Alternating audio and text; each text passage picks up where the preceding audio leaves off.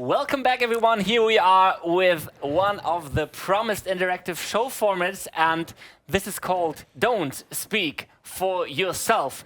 And therefore, I am joined by my guests, or should I say competitors, in this case, Hilary Mason and John Radoff. Hey. Or victims. Hello. Victims? No. You're the star of the show. It's going to be so much fun. I can't wait. Yeah, have you done this before? We have not done this before. Okay. So All right, so this is the alpha test. We're also prototyping, yes. All I'm right. very glad that All you're right. with us today. We already discussed a bit before the show started that you guys, you kind of knew what was happening, but not like exactly. Yeah. I briefed you a bit more, but we'll see how much you remembered from that. I also recapped the rules of this game for everyone out there. So basically, those two here with me will take part in an argument, but they will take sides that are not necessarily theirs. So they are trying to convince you, the audience, and that's the interactive part. You guys will be able, in the end, to vote who of the two for each question or each category has convinced you most, who had the best arguments in their pockets, and who drew you to their side. That does not have necessarily to be what your opinion is. Like, try to loosen yourself from your own position, but only let's concentrate on how good those two are doing in terms of battling each other. And then we'll have a vote, a chat vote, and whoever gains the most vote wins the round. Easy? So far, so easy, like it. right? Sounds like fun. I'll introduce the categories in a second, just a few more additional rules. So first of all, about speaking time, we gotta make this evil, not evil, even somehow. Even. Maybe it's even evil, I don't know. We have a chess clock there on the table, and you guys can see a timer on that. That's not possible for you at home, but there's 3 minutes for the two of them. So as of right now, the timer, I don't want to demonstrate it as of right now, but we'll do that when the round starts. Okay. The button is there to be clicked by Hilary, and at that moment, time is running for John, and he can start giving his arguments. And as soon as he's done, like giving his first few arguments for his position, then he clicks the timer, and time's running for Hilary. Okay. And then you can answer. So as of right now, I think this will also help making this a little more civilized, because you should hand over the words, but we'll see how it goes. As I said, we didn't test that too much, so we'll see about that. And also, for you guys to be a little more relaxed about this, we do have a disclaimer somewhere in the screen that opinions stated here are not necessarily your own. Good. Because I can't wait for the little sound bites to chase me around for the rest of my life. That is the very thing. I mean, people nowadays, you never know where information's going, where little video bits are going, and then you can see like. It's a role-playing game. Yes. That's what we're doing. Just like talking about a bit, like you are, in general, I would say you are AI proponent. Is it problematic for you to like openly state contra AI stuff? No, I'm an optimist, but I'm also a pragmatist. And Okay. if you happen to see my talk this morning, it was a lot against, a lot for, and a lot of nuance. So I see. I like nuance. Okay, John, what would be like the topic that you don't want to give negative arguments against? What would be like bad US for you? politics or something? No, politics. We're trying to keep politics to a minimum. I can tell you that already. Because we don't want to, even for us, that's too hot. Yeah, I'm not too worried. Okay. So far, so Okay, easy. Everyone good. understood. Maybe chat, are you there? We have you right in front of us. You can, if you want, you can also help them by putting arguments in the chat if you guys want to read along. Like on the right side, that's the Twitch chat. On the left side, that's the YouTube chat. We are live on the official Gamescom YouTube channel and also on the Gamescom Congress Twitch channel. So just in case people, if you're wondering where the vote's coming from or where the argument's coming from or whatever, this is because they are two simultaneous streams. So Awesome. I'm going to need a lot of help, so I'm relying on you, the audience, Yes. to type in People some of the ideas. internet, please Google for us. talking about help. You can use so ChatGPT, too, and this just is post the it one right thing. in the This channel. is the one thing. Actually, guys, to help you out so that you're not too lost with your side of the argument, I do have some cards prepared here which have some AI-generated arguments for the pro or con side. You can, but you don't have to use those. Okay. You can like have a quick read through them. Which AI and what reinforcement I don't learning wanna- with human I don't feedback wanna- model was applied? I don't want to elaborate on this. It is an AI, like Okay. some okay. AI that you We're might not- come up we're not with gonna if promote you it want to on do air, I something like guess. this. Okay. All right, so it is the chatbot from T-Mobile. I like wrote the question for us. I don't know. Yeah, who are your sponsors? They would probably Let's, do that, right? Don't yeah. they? So let's see here. So at first, I have a statement here, and we also show the category for you guys so that you know what we're talking about. The statement is, the integration of artificial intelligence in video games inevitably leads to loss of creative control for developers. This is the statement. So our topic, all in all, is like use of AI in games development. This is our general topic. And one of you Very surprising. will take the very surprising topic, right? One of you will take the pro and one of you will take the con side. Do you have favorites? I'm happy to go random because I don't. Yeah, let's go random. You both want to go random? Okay, let's see here. Let's see. I shuffle. Anyone who reads my blog will know how I feel about Two-card this Yes. shuffle. topic. So, who wants to left hand, right hand? That one. That one for you? Is that fine for you? Sure. Okay. Thank This you. is your side. Shall I? I just checked. Oh, okay. All right. All right. You can have a quick read through them. And yes, Hilary actually picked the pro arguments, while John has the contra arguments. So yeah, basically you guys are ready to go right now, right? You Sure. are ready. So I'm okay, against- your time's running, John, and off we go. Oh, so I'm starting. Okay.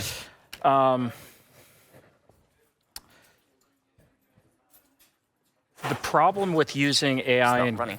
This is not running. Why isn't it technical failure. Oh, yeah, technical Ah, failure. No, well, it you is. got 10 extra seconds. Well, The problem with having AI in game development, like on the one hand, we could say that there's a loss of creative control, but really we're just going to create a huge amount of spam on the internet. So if there's already, like there was 14,000 games on Steam last year.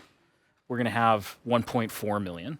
So it's just going to be an exponential lift in the number of games you won't be able to play anyway. And let's face it, these games are going to be all the same because they're going to be based on a set of models that are trained with a lot of things that already exist. Granted, you might not know about some of these games already, but they already exist, and now there's just going to be 1,000 times more of the same thing. So who really needs that? Okay. Do I? Wanna- okay. So the statement was AI will inevitably lead to a loss of creative control. You are arguing which side of it? Because what you said and what this said don't line up at all, but I'm just going to argue with Yeah, you because okay. this is bullshit anyway.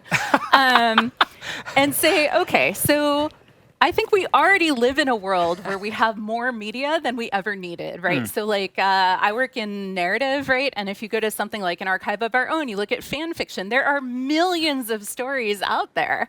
So what matters in the entertainment we create is not that it is like more stories. Nobody needs more, but we need our stories. We need the ones that are meaningful to us. And the use of the technology will bring up the ability for more people to create something that expresses themselves and what they need.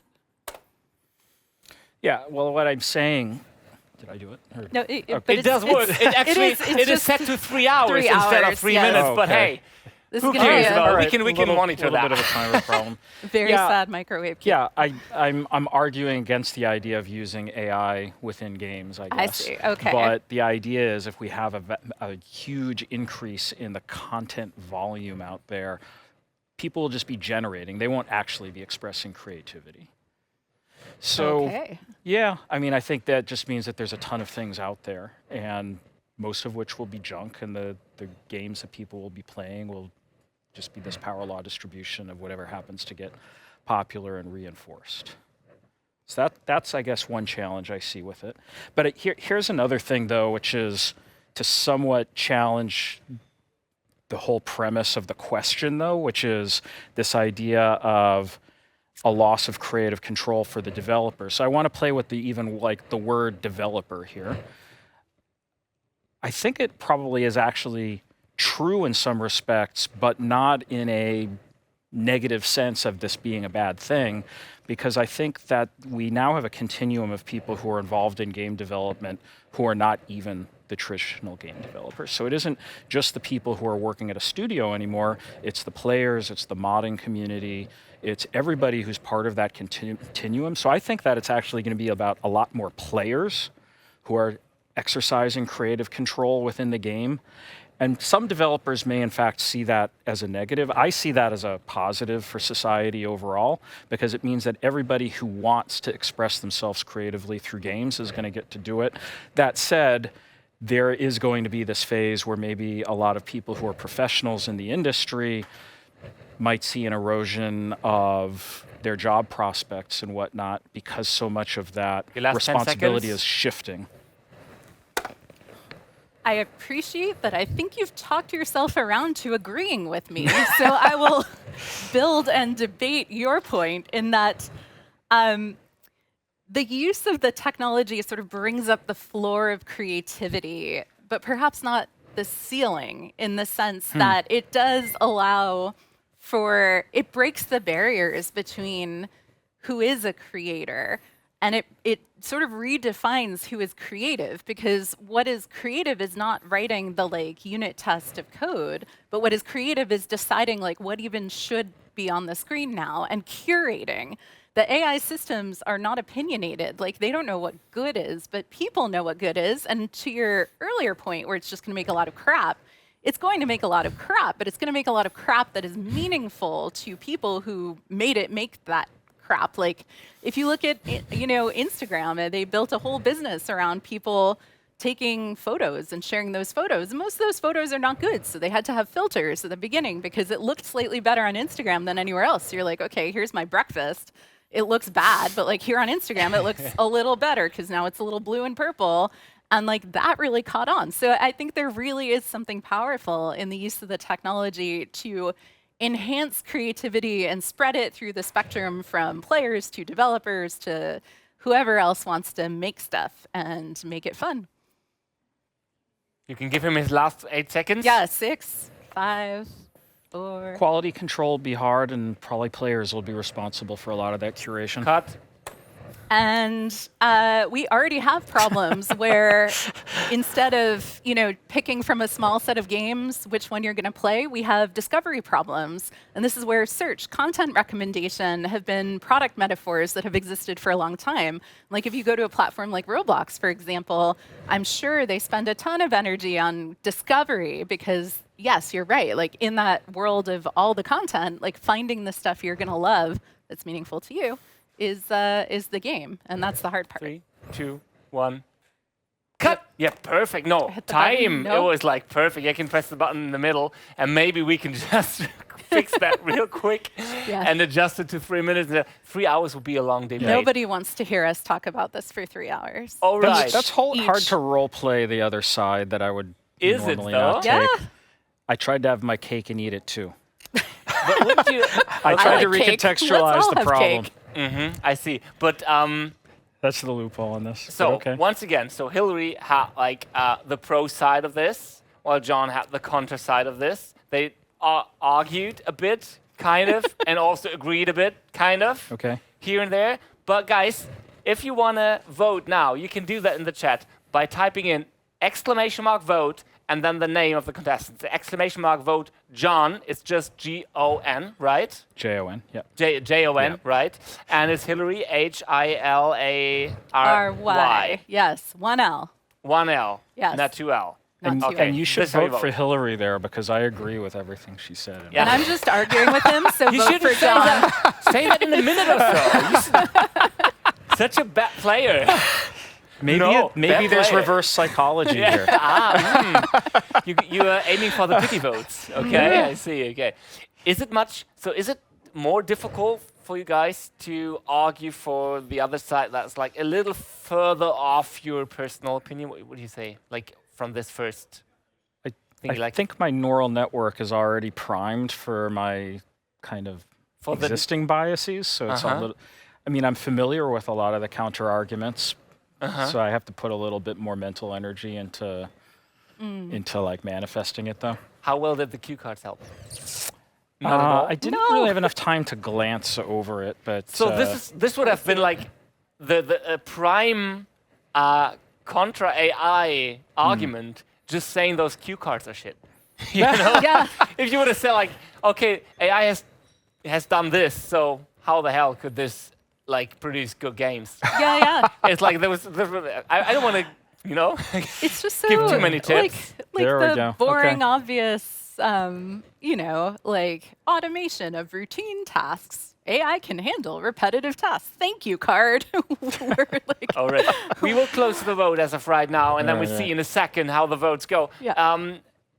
So, like the chess clock, how did that work for you guys? Because that's- as we are prototyping, That's interesting. it's fun. now it's that very, now that it's the a- right number of minutes, I'm Yeah, less now it's it's a confused. good button. we were all confused because like on the right side, it just said, I thought it was just like milliseconds, but it was seconds, and it didn't seem to move. But now we don't have that. So if we have the vote points collected right now, we can have a look at the program screen over there and see who gains 1 point here. And this will be Hilary. First point for you. Yeah, thank Nice. you. Good luck. Congrats. Thank you, one person. Thank you, one person, whoever voted for you. So let's see here. We have the next statement. Are you guys ready? Uh-huh. Yes? Okay, All right, good. I get the game mechanic now. Yes, Let's right? go. So now you can hack it. Let's see here. Next statement and next topic. Okay. The growing emphasis on in-game purchases and microtransactions is undermining the gaming experience and fair access to games. So, pro and con is for the general topic in-game purchases and microtransactions. So you are either argumenting pro or con those. Okay? There is this controversial statement, I know, but we got to try to somehow step away from that. So one of you guys is arguing for, and one person is arguing against purchases and microtransactions in-game. What do you guys think? Any favorites? Or you want to have it random once again? Random. Yes? Keep it random. We got to stay random consistently. Okay. on No, the- we can be random. It's no problem. On the panel we had earlier, John made some really excellent points about the relationship between cultures around microtransactions and AI. So I'm very Is excited. that so? Okay, you're Yes. kind of an expert in that topic, is He is that an so? expert in that topic. Well, let's see then. All right, I will shuffle, and now John can make the vote. Which side do you want? Left. So this is yours. Okay. Ah! And this is Oh. yours. And once again, you are pro, and you are con. Too many cards here. This is like, wow. Okay, if you can familiarize yourself with your arguments before we then head into the very Is start of it. Is it me again? It is probably, yeah, unfortunately, Okay. it is Ready? that way. Go. Let's try it again. Does it start? There, we go. now it did. Here you go. John. Oh, I'm starting. I have to start with a little bit of nuance on this because there's different kinds of games and there's microtransactions in some games, but I want to talk about how they can be pretty negative and bad. If you look at iOS, Android, sort of mobile app store as an example, it's really hard to acquire users in this environment. Therefore, the natural funnel, the kind of the business model that works there is the one that maximizes your revenue high enough to compensate for the direct cost of customer acquisition. That's a reality of that market.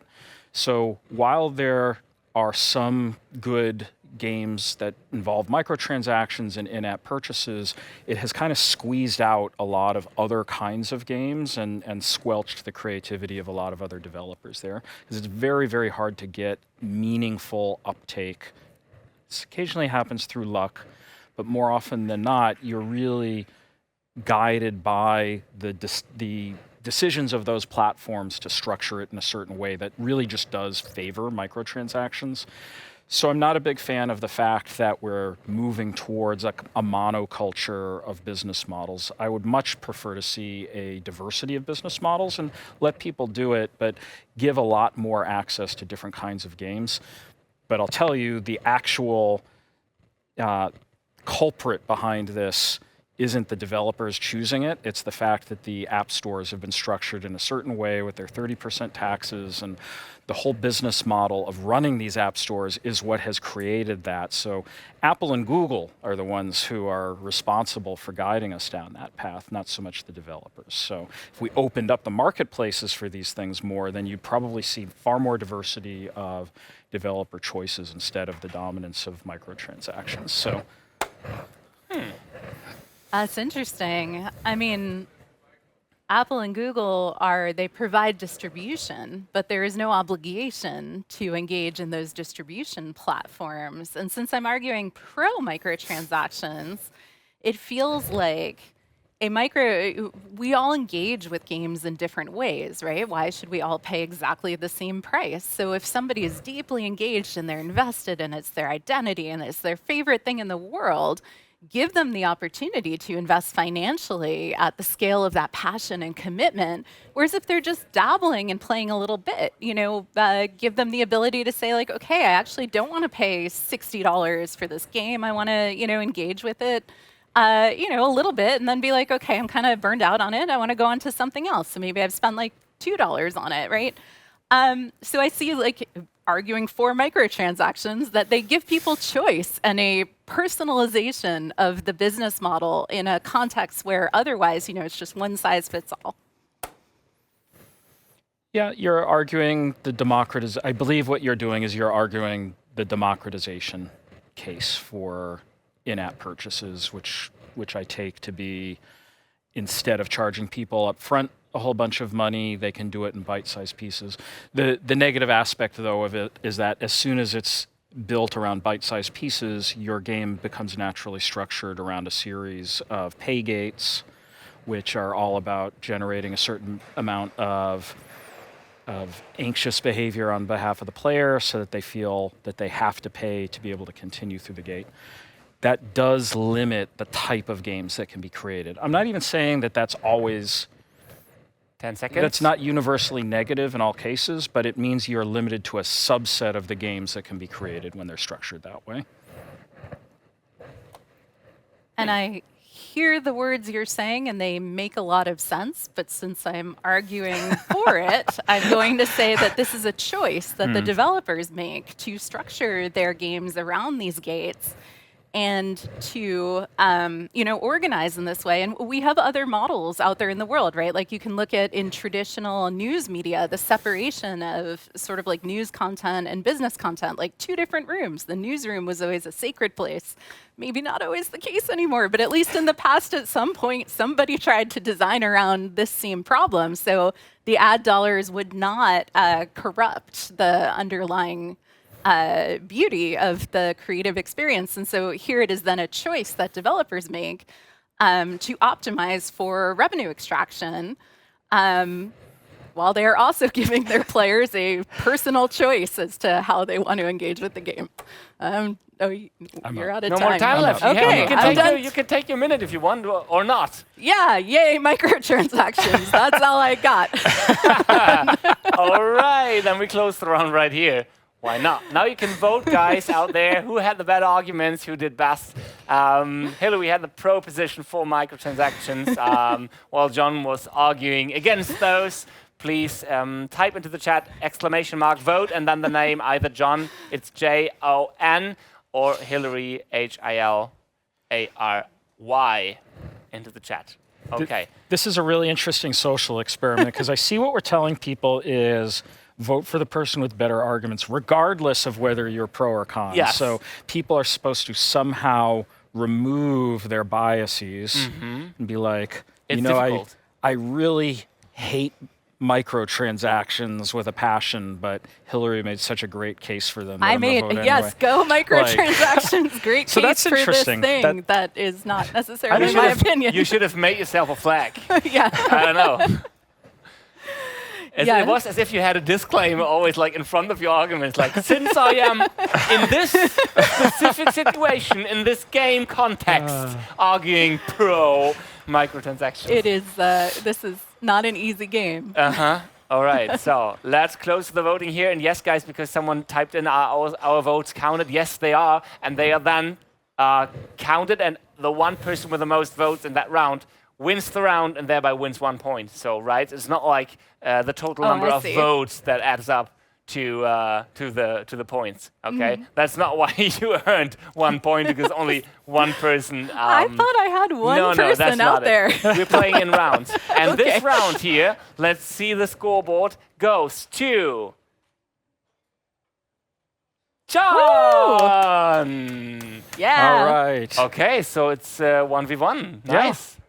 And in full disclosure, I've shipped like 20 million units of games that have microtransactions in them. Is that so? so? I'm fine with microtransactions. Is that but so actually, I interesting? don't disagree with what I said either, at least the way I kind of attacked it, which is I do think that there are just sort of business structures in place that maybe limit the scope of total games that can be released on certain platforms, and that's not necessarily great. I do get that, but that is the thing. I mean, those arguments are not like, they don't come out of the blue. But I mean, you would emphasize them a little differently, maybe, if you like took your own sides.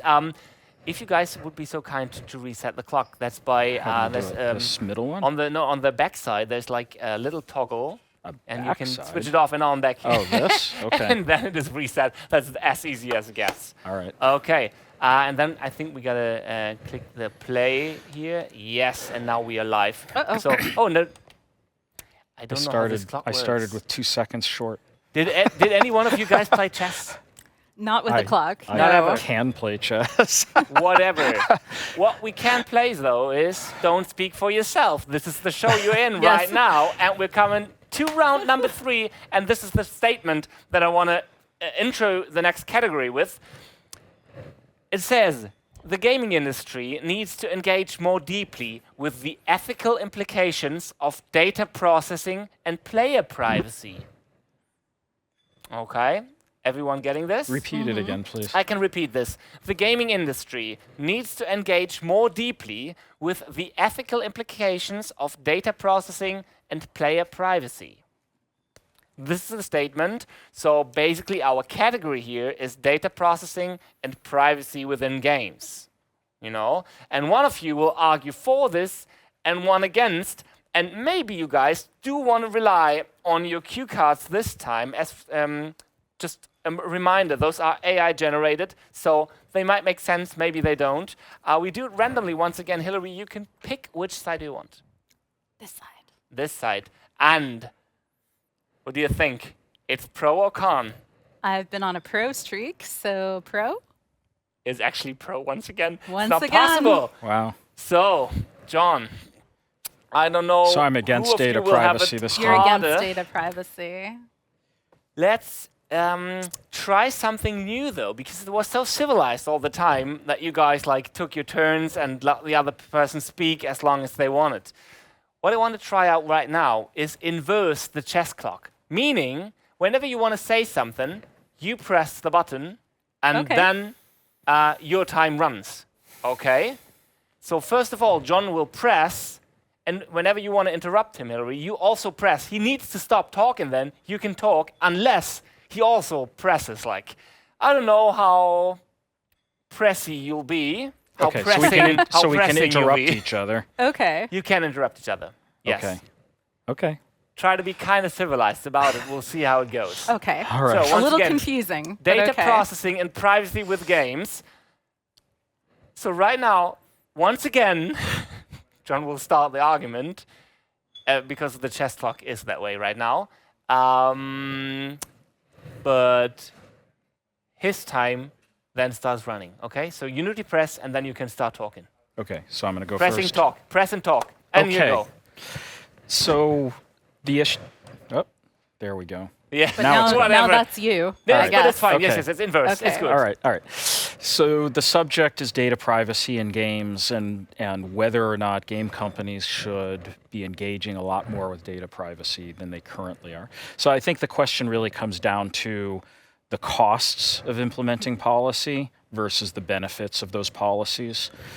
And there are certain industries where privacy of data is really critical, and there's a huge cost to data release. So for example, healthcare, for example, like I think people could almost universally agree that you would not allow companies to misuse your health data because it could be misused by insurance companies and employers and all kinds of things with very negative repercussions that we just don't accept as a society. We're talking about games here. We're talking about a creative industry. They're supposed to be fun to play. People are doing these things for entertainment, and to reuse something you were talking about earlier, it's a choice to play a game. It's not a choice, really, to engage in the healthcare system. It is in America. So, Sorry. Yes. Okay. Well, I mean, I hear what you're saying about the risks that companies take on in managing privacy of data, and that, of course, some healthcare areas may have higher risks than something like gaming and entertainment. But I think that undersells and undercuts the critical role that games actually play in people's lives today. And it also sells our players short. So I happen to have been a co-author of a book called Ethics in Data Science, which is very much on this topic of, along with DJ Patil, who was President Obama's chief data scientist, and Mike Lukides from O'Reilly Media. This is a topic I do have a strong opinion about genuinely. It is one where strong privacy practices and strong cleanliness in how we handle our data are deeply tied to the security of our player data. And it is a risk that does not have to be expensive to implement. Like, these are now actually standard practices across every industry, not just gaming. And it's also one that is critical for players to have confidence that their data is safe, that it's being well looked after, and that they won't be hacked or exploited.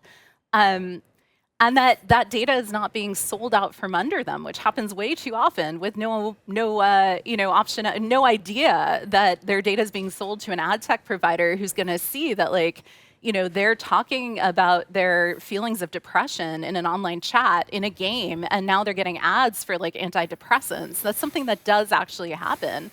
And it is the responsibility. I just keep talking till you go, right? You can't interrupt her, right? Like, you can't interrupt her. But it seriously is the responsibility of the companies in this industry to safeguard that data, to let consumers make an informed choice as to where their data is, how it's being stored securely, and where it's going to go beyond the bounds or the walls of that particular company. Thank you. okay. Here's the issue here's my core issue, which is we're talking about a creative industry, and I'm skeptical that the costs are as low as you're suggesting. I think anytime you take a small team, and listen, by far, the most creative ideas for new games, new game concepts, especially online games, are coming from small teams. Sometimes today, that could even be just one developer. One person can create a game, and that's something we want to foster as an industry. We want more and more people to be creative, smaller and smaller teams. Saddling them with a bunch of regulation or responsibilities to secure data in a bunch of new ways that might be costly or at least time consuming or add a lot of more steps to their development process. I do worry about that as something that's an impediment to their creativity, because in games, it's the speed with which you can iterate. It's the ability to try new things, what I call shots on goal. So it's new features, new art designs, nor new systems, or entirely new games, figuring out that the game isn't working. So anything that slows down the game developer through that process is a real drag not only on their creativity, but cuts down on their effective runway. They might have just as much time, but the number of things they're going to get done in that time is less. Game developers have to just be freed to be creative. Throwing regulation on top of them, that I get really, really worried about. Chat is an interesting case that you sort of mentioned, where you're talking about people are mentioning 10 seconds. A health problem in chat. I think we already have like communication things around chat that govern privacy in that domain. We don't. But I hear what you're saying around things like, freeing up creativity. And I have really, 2 points to make. One of which is that I do believe you are the CEO of a platform that game developers build on top of. And so one might imagine that if platforms such as yours made it easy to keep data secure and to respect privacy, it actually isn't a problem for those creative developers. And the other piece of it is actually having lived in the real world, having worked in the startup ecosystem for a long time, and we can use GDPR as a model of regulation in this space. Like, startups ignored it until they were big enough that they couldn't anymore. And so the creative work still happens. And then they, get big and they scale and they hire lawyers and then they figure it out. But it does not stop the people who are going to imagine and who are going to build new things. They will just have to clean it up a little bit later. And that's maybe... 2, 1. Yeah. That's maybe whatever it is. Whatever it was. It was a... Yeah. It is a thing. Okay, that was round number 3. Very nice. While you guys in the chat, while you vote, exclamation mark vote, and then the name of the person that you liked arguing most, who you think did best arguing their case or their position. Okay, so we had Hilary on the left side and John on the right side. Both have 1 point right now from the previous rounds. And I did like, Hilary, how you kind of used John's biography against him in your final argument. That was kind of mean, was it? A little bit. I don't know. A little bit. I would say so. That was a good strategy. Good strategy, right? I respect that. Which way did you like it better? My with, clock was also down to 0, so I couldn't say anything. I know. about it. Also a strategy. But that is actually a thing, yeah. By that's by part not of the clicking game. and not interrupting. Oh, then I you liked can it the first way better. The first way is better, right? Yes, So yes. let's do it that way for the next 2 Okay. following rounds. We have 2 more to go, or maybe only 1 if time is up already. It's like 10 more minutes, roughly, or 8. So we'll see now who takes this point of that round. Actually, I find it pretty hard to decide, but I would have like a slight. I can't take sides here, so I have a slight tendency. Of I who have to might say, win. it is very hard to argue against ethical use of data and privacy, and you did a great job. But yeah, it's a very hard position to take. I mean, actually, I do have the arguments here on my card too, and I mean, going in with it's really costly. It's like, this is such a bad argument, all in all. But it's still, it does work. Okay, let's see here. We'll close the vote as of right now and see who got the most votes and who gains 1 more point in this round. And the round number 3 goes to Hilary. 2v1. Okay, 1 point in the lead now. All right. Let's see. You guys ready for round number 4? Sure am. You are? I want to do a study of this later on Yes. who, if you, with our audience, if they went back, would you now just vote according to what you actually agree with? I wonder if that would be different data set. Very interesting.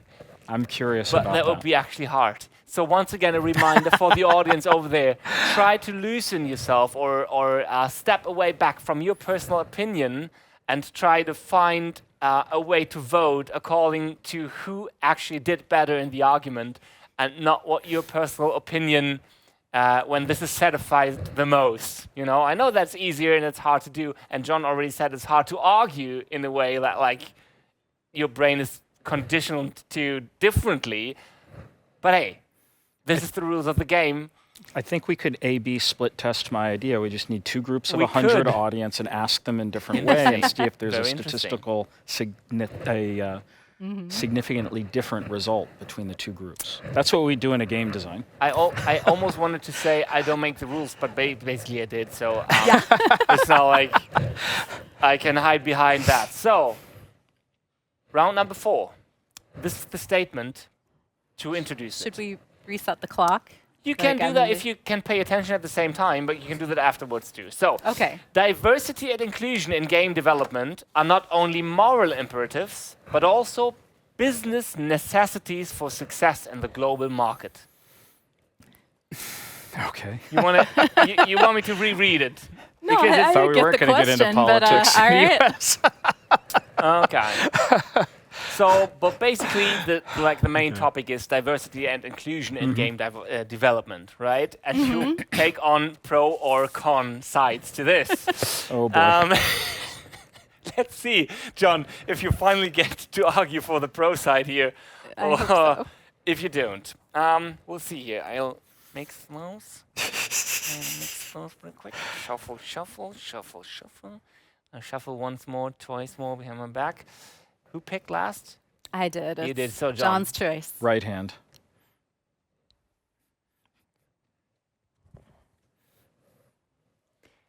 It is the pro Oh, wow. arguments. Oh, First, great. You get, first time for everything. and I it's really con feel, arguments feel, for Hilary. feel sorry Finally, for Hilary here. I think, as I said, this might be our last round here. We don't have more time. So, if you guys are ready, or if not, then this time John can press the clock and Hilary starts. Let's see if the timer works. You guys are ready? Hilary's going to start. Hilary's going to start. You press and let's go. You need to press the button once again. Makes it fun. This clock. Okay, let's go. All right, so I am arguing the con of diversity, and it's homophily exists in human populations for a reason. Like when you walk around here at the conference, you see a lot of dudes with beards and glasses, or you see, a lot of folks wearing similar outfits, and people just like to be with people who look like them. And they could be more productive that way, or so they like to think. And it's, costly when you're running an organization and then all of a sudden you have someone there who may have a different perspective and may need to consider different things in their life experience than the team you've already got. It's just a lot of work to accommodate what somebody else might bring in. Plus, programming with breasts is hard. They just get in the way. Counter that. I'm glad you had that side there. Okay.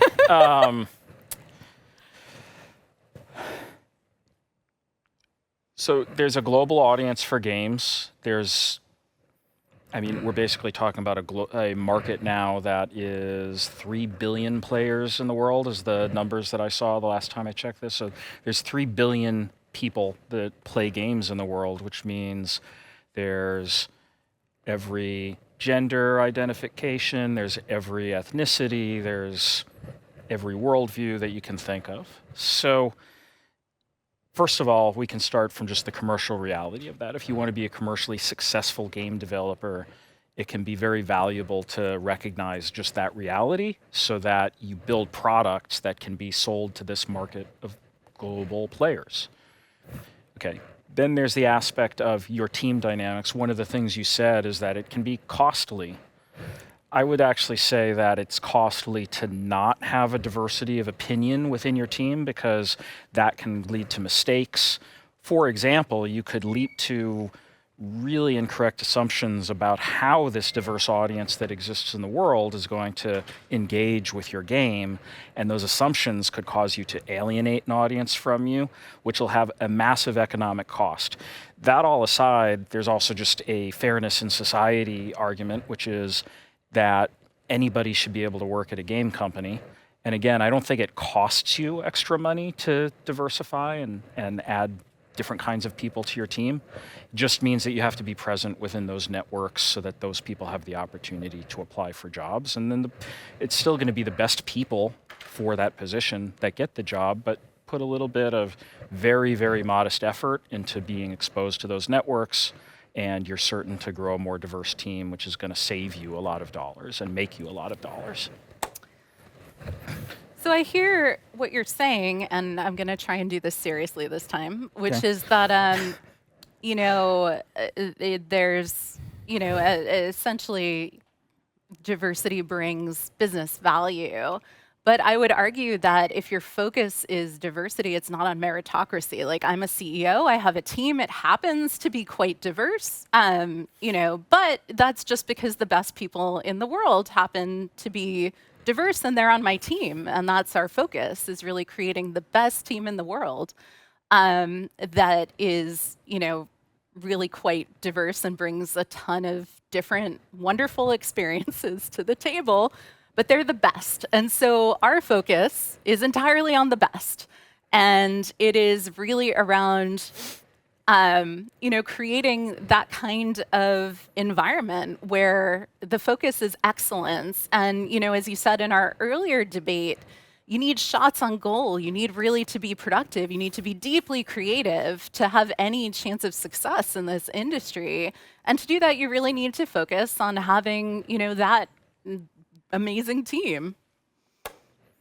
So I was on a video live stream actually a few months ago. I was invited on by a podcast that had the exact same view that you just did, which is the presence of DEI equals not having a meritocracy.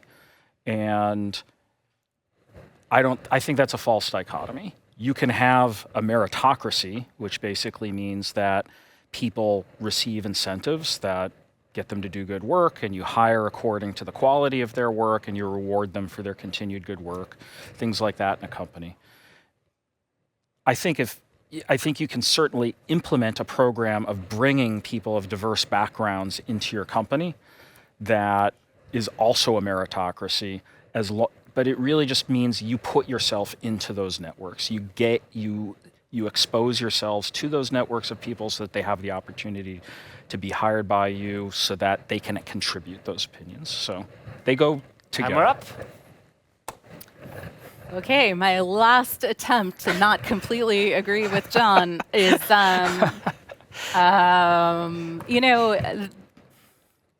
the words in the work should speak for themselves. And, if anyone needs, I can't even do it. This is really hard. It's okay. It is so obvious that, I feel free. You're doing good. Try it one more time. Okay, ChatGPT thinks it's cost, team resistance. I don't like those guys. Potential controversies, focus on market share, and complexity, right? Because so that's also garbage. And your time is up. All right. You're lucky. You're free. You're a free elf. Hilary's a free elf now. So, okay. Can I just say for the record that it is so important to have as many perspectives as you can bring to the table and to make an environment where everyone can thrive. And I appreciate every point you made. But you started off so strong. Guys, we need a quick really vote tried. here because we are running out hard. of time. Please type into the chat, !vote Hilary or !vote John.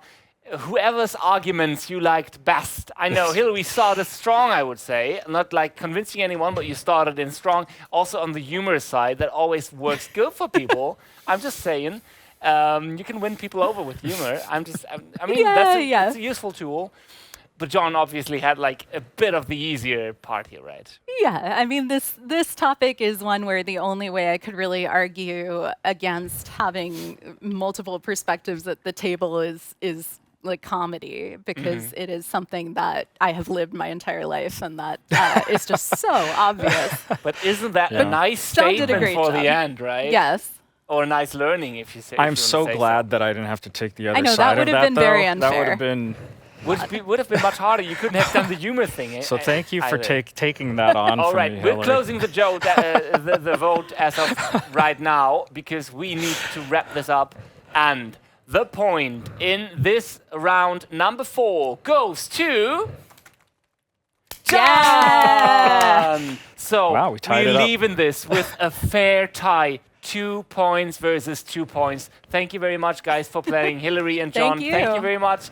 Guys, thank you for tuning in to this show. This was Don't Speak for Yourself. They didn't, but they did a fantastic job. We're heading into the very, very tiny short break, and then we're heading back to the main stage, and Louisa Keat will have a speech over there. Enjoy that in the rest of the stream.